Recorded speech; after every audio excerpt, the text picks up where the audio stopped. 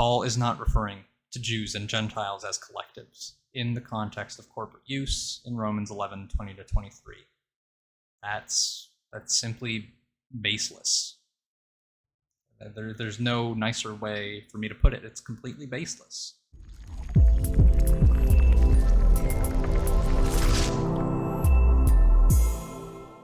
Hello everybody, welcome back to Study is Key. That is, welcome back if you've been here before. If you've not been here before, welcome to the channel. Feel free to like the video. You can do that. You can do it at the end if you want, if you want to make sure you actually like it before you click the button. Or you could do it now just to, make me happy. But if we're going to be reasonable here, I would say watch the video first and then like it if you actually do like it, and subscribe if you want to see more videos like this one. What we're going to be doing in this video today is addressing another text that I think refutes very clearly once saved, always saved, eternal security, and the perseverance of the saints. Now, my go-to text for refuting those doctrines is the text that we addressed in the last episode, namely Luke 8:13. And I would encourage you guys to go watch that. You can watch it now, or you can watch it after watching this one. It's probably more convenient to watch this one first and then watch my previous episode next. It doesn't really matter the order in which you watch them, but I would encourage you to watch it. So I guess without further ado, let's just get straight into the passage. So the passage reads, "They were broken off because of their unbelief. But you stand fast through faith, so do not become proud, but fear. For if God did not spare the natural branches, neither will he spare you. Note then the kindness and the severity of God. Severity toward those who have fallen, but God's kindness to you, provided you continue in his kindness. Otherwise you too will be cut off. And even they, if they do not continue in their unbelief, will be grafted in, for God has the power to graft them in again." Now, my argument goes like this. If an individual does not continue in the faith, he will not be saved. Paul uses the same language of being cut off earlier in Romans 9, verses 1-3, concerning the salvation of his fellow Jews. In Romans 9, 1-3, Paul is expressing his unceasing anguish for his kinsmen according to the flesh, namely the Jews, who were at the time unbelieving. And what he was saying is that he wished he could be cut off from Christ. He wishes he could not be saved, in other words, so that his fellow kinsmen according to the flesh could be saved. And so this language of cutting off is not new to Romans 11:20-23. We see it earlier, and it does refer to salvation. Just compare Romans 9, 1-3 to Romans 10:1, and it's pretty clear. So, the usual objection that I'll get is something like this. Paul is not referring to the salvation of individuals in Romans 11:20-23. Rather, he's referring to Jews and Gentiles as collectives in the context of corporate use. Okay? Let's look at a preliminary remark. So first of all, let's again look at part of this passage in Romans 11:20-23. God's kindness to you, provided you continue in his kindness, otherwise you too will be cut off.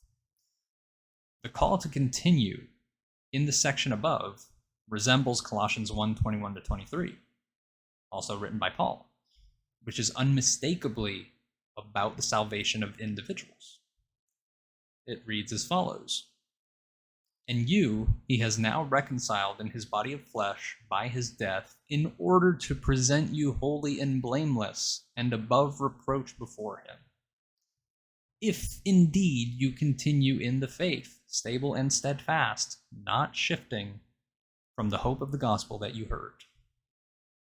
That's just a preliminary remark.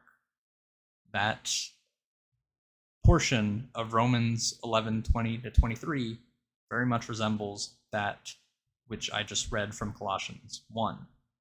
And in Colossians 1, it very clearly refers to the salvation of individuals. And so I think that is at least supportive of taking the portion of Romans 11:20-23 the same way. All right. Now, context is obviously important. So let's look at some context. Let's look at some verses leading up to the passage in question. Israel failed to obtain what it was seeking, that is righteousness. So I ask, did they stumble in order that they might fall? By no means.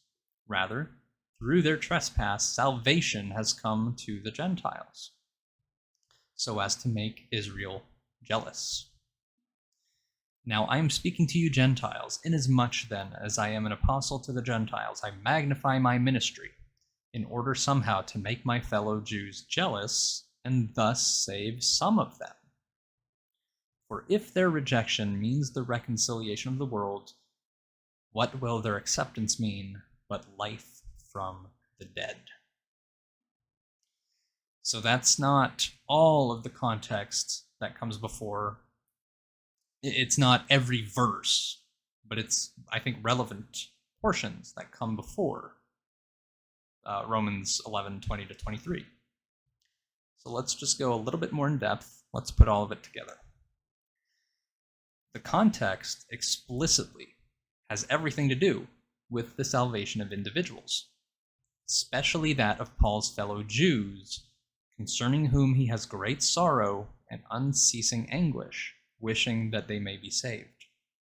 Romans 9, verses 1-3, Romans 10:1. They failed to obtain the righteousness, that is the Jews, failed to obtain the righteousness that is by faith, because they did not pursue it by faith, but as if it were based on works. See Romans 9, verses 30-32, Romans 10:3, Romans 11:7.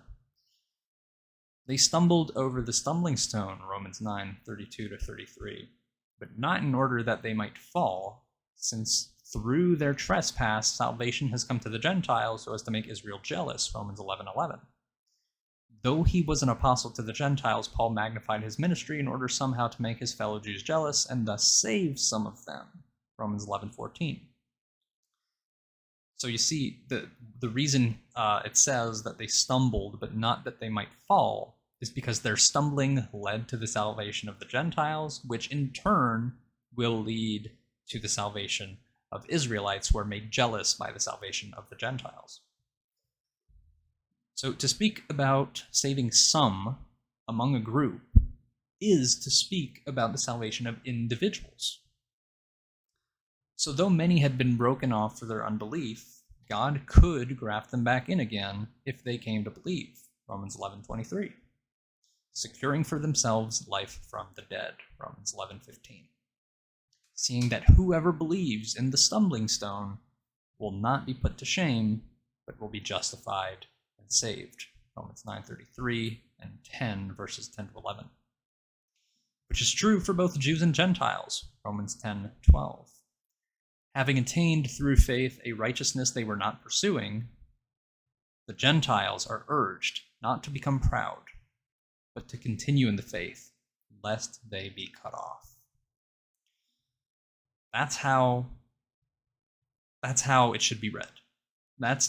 You see, we have verses from all over, Romans 9, 10, and 11, just peppered into here, and it's all put together. It's all coherent. What I would conclude with, just to make it all very simple, is these three statements. Number one, the context has everything to do with righteousness, salvation, and life from the dead. We've seen that. Right here, life from the dead, salvation, righteousness. So it explicitly has to do with those things.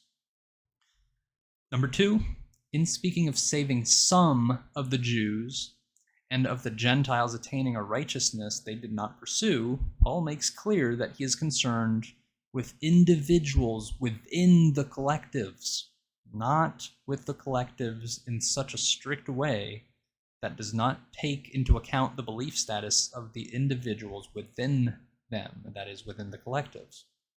So in other words, you have one collective, which is Israel, and you have the other collective, namely the Gentiles. But Paul is not writing in such a strict way that when he speaks of Gentiles and Israel, he's taking all the Israelites on one hand and all the Gentiles on the other. No, rather, he takes into account the belief status of certain of the individuals within the two groups. So within the two groups, you have subgroups. Within Israel, you have believing Israel, and you have unbelieving Israel. And within the Gentiles, you have the believing Gentiles and the unbelieving Gentiles. That's why he can say, well, that's why on one hand, he speaks of saving some of the Jews, right? That breaks down the collective into at least two, the saved and the unsaved, right? And in speaking of the Gentiles attaining a righteousness they did not pursue, obviously not all the Gentiles attained that righteousness because not all the Gentiles believed. So he's speaking of the subgroup within the Gentiles, that is, the believing Gentiles. Okay? So even if he's referring to the Gentiles, he's referring to only to the believing Gentiles here, very clearly. Now, point number 3, Paul is not referring to Jews and Gentiles as collectives in the context of corporate use in Romans 11:20-23. That's simply baseless. There's no nicer way for me to put it. It's completely baseless. The context has everything to do with righteousness, salvation, and life from the dead. And the collectives are broken down according to the belief status of the individuals within the two groups. So, I mean, we can go back to the text itself. Let's reread the passage. They were broken off because of their unbelief. But you stand fast through faith. I mean, that standing fast through faith is the same sort of language we find elsewhere in Paul's writings. And it has to do with salvation. It doesn't have to do with the use of these corporate groups. So do not become proud, but fear, for if God did not spare the natural branches, neither will he spare you. Note then the kindness and the severity of God. Severity toward those who have fallen, but kindness to you, provided you continue in his kindness. Otherwise, you too will be cut off. And even they, if they do not continue in their unbelief, will be grafted in, for God has the power to graft them in again.